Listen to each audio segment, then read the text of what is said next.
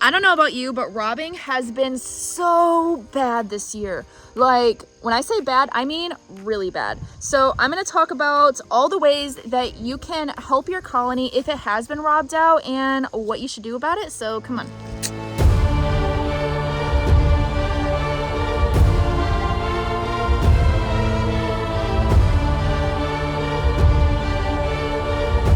Hey guys, do you remember the 3 kittens that I showed you guys in the springtime? Well, look at them now. They came to say hi. Now they're gonna be some bee yard cats. Oh, they followed me all the way out here. So as you can see, we have some empty spots here on these pallets, and that is because these hives were robbed out so badly that the colony just decided to up and leave. And you can see all around here there are so many dead bees on the ground.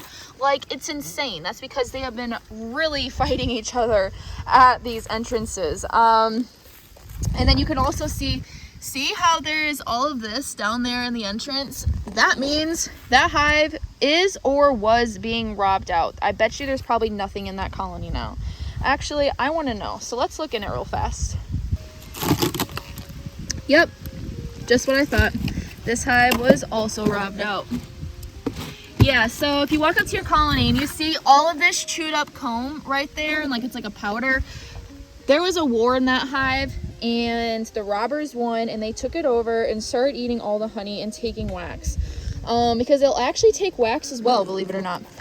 But okay, so if you go into your colony and you see that they did have a ton of honey, but now it's like they have absolutely no honey, one of the main things you can do is you can combine it with another hive so that at least you have one strong hive instead of like 2 weak hives that aren't going to make it through the winter time. Because it is really important that your hives do have a high enough number of bees so that they have a large enough brood nest to keep warm.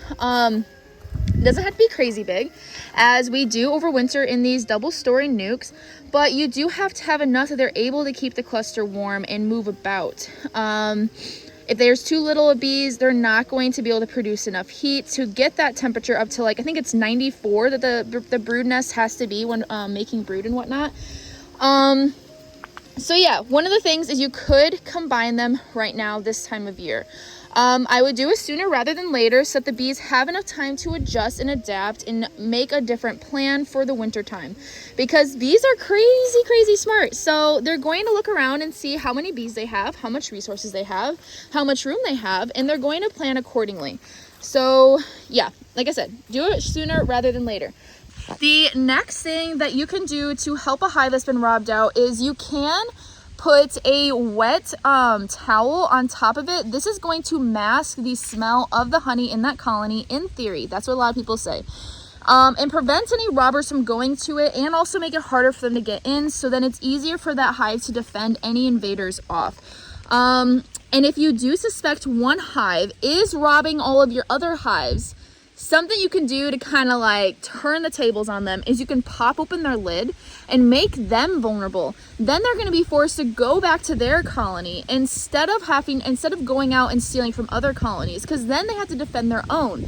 So you can also try that out. But if your colony has already been severely robbed out, the one thing you want to focus on is you have to get food on them ASAP. I recommend in-hive feeding. Hey guys, Future Emily here. I didn't add in something that I did want to say is the reason I'm saying that I recommend in-hive feeding as opposed to doing open feeding is because I've always noticed when you do open feeding that you could possibly attract other hives, other wild honeybee colonies to your location. I should say feral hives, not wild hives, I suppose. But you don't want to attract more pests to your hives, because then it's going to be even harder for them to really boost themselves and get ready for winter. But also, if your hive is already weak, they're not going to be able to access that open feeder as well as other strong colonies will be. So you're kind of going to be defeating the purpose. Whereas if you do in-hive feeding, it is right there, ready for them, and they don't have to work very hard to get it. Now, keep in mind though, it is going to attract some more pests because they're going to be able to smell that high sugar in there. So if you already have some robbing going on, you really have to be careful with that. And in all honesty, you should probably put something on like this. So the first thing is you can reduce your entrances to the smallest entrance you possibly can. Like these over here, how they have the smallest entrance possible, so they only have a little bit that they have to defend from any invaders. You can also get some screen or some hardware cloth. I would suggest using hardware cloth rather than screen. But you can staple it onto your colony and cut little bee doors so that you have a smaller entrance. They will not leave me alone. They are just following me everywhere. I love it. But the reason I say I would not suggest screen is because this is screen right here, and see like how flimsy it is, and it got kind of like all messed up. That's why I would use hardware cloth, because it seems to be more durable and it lasts a lot longer. But that's going to help them not have to defend a wider area, so that then they can put more bees in that one little spot to defend off any bees coming in. I would definitely do this if you are going to start feeding in your colony. Otherwise, like I said, they're going to get robbed out just as bad, if not more. So one of the reasons why your colony is getting robbed out so bad is because it's not strong enough to defend itself. So one of the things you can do is you can give them an extra frame of brood or something, so that they have a larger force of bees to help defend the colony. So you can equalize from a different colony, steal some frames, and it'll create kind of like a bee bomb, is what I always like to call it, in the hive. So literally you'll go in one day and there'll be like a medium amount of bees, and you'll go in like a week later and it'll be exploding. That's going to help them a lot in terms of fighting off any invaders and whatnot. And if you are going to feed them, I would suggest doing that as well, so that they have a little bit of an extra force to keep out any extra bees. The next thing that you can do is you want to space your hives out as much as possible. So see how I have all these hives really close together? This side of the yard seems to be doing really well in terms of robbing. So this configuration must have worked, because all of these are stupid strong. But all of these that I have here in the middle are getting wrecked right now. Like, see all those dead bees right there on the on that little like white piece of plastic thing? I don't even know what those are called. Those are things that Kasey got that work great. We use them to place hives on top of boxes on top whenever we take off the top box, so that we're not putting it on the ground. But yeah, I think it's because these are all in the middle, so all the hives are kind of like congregating, all the bees are congregating to these hives and are like, hey, this is like a smorgasbord over here. So just, yeah, definitely next year we're going to spread them out a little bit differently. We have a lot of hives condensed in here right now. We have like 74 total, so there's around like 50 something here right now. That's quite a bit for one area, because these over here are also doing just fine. So those seem to be in an okay spot. But these hives are facing other hives at the moment, so they can just kind of go back and forth and keep robbing each other out, which is a really big problem. So if you're having bad robbing, I would suggest changing the direction of your colonies, or moving them when you put them in place, planning to put them so that they are far apart and they're not facing each other. So that hopefully they don't end up finding their each hive. At some point in the last couple years, I was told that bees will only go out of the entrance and they will go that way, that way, that way, that way, that way. They will never fly up and go back. So is this true? I really want to know this. If anybody knows, please let me know.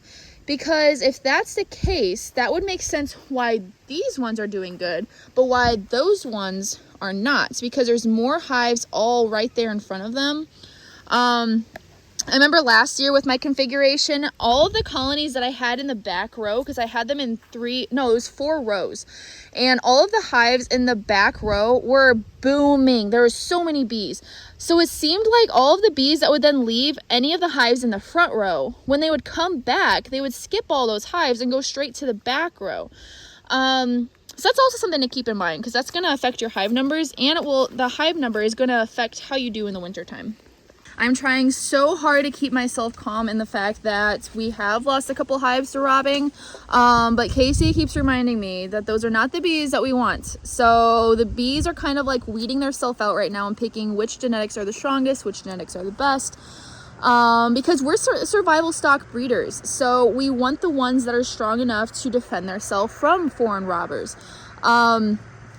So hopefully in the future we don't have as big of a problem, but he has said that he's always had problems with robbing here. There seems to be like some wild hives either in the trees, because he sent out multiple swarms over the years so that he would really curate the drone population here. Now, did they all survive? I don't know. We just know that this time of year, like, the robbing is just ridiculous. So, and one last tip, if your hive did get robbed out and now your hive is much smaller than it was before and has less resources than it did before, I would definitely suggest condensing them down into a smaller box so that they have less space they have to manage and less space they have to defend. And on top of that, bees perform better in a smaller space anyways, so that'll help them build up a lot quicker and a lot easier. But my virtual class is this upcoming Tuesday. Registration closes on Monday at noon, so you don't want to miss it. Make sure you head on over to the website and sign up, and I hope I'll see you there. But that is it for me. Off to work I go. It is currently harvest season. Yesterday we harvested and crushed Chardonnay, Pinot Blanc. We're doing Marquette today, so there's a lot going on when it comes to wine. Maybe I'll take some videos so I can kind of bring you guys along. But all right, don't quit and be fit.